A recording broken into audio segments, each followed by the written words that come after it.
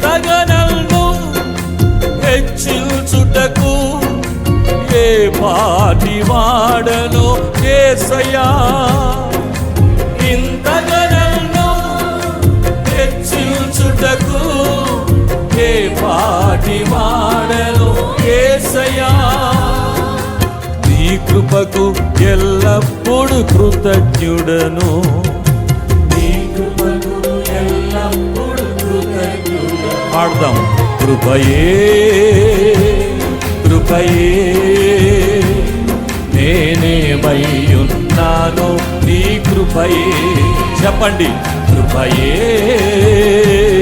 కృపయే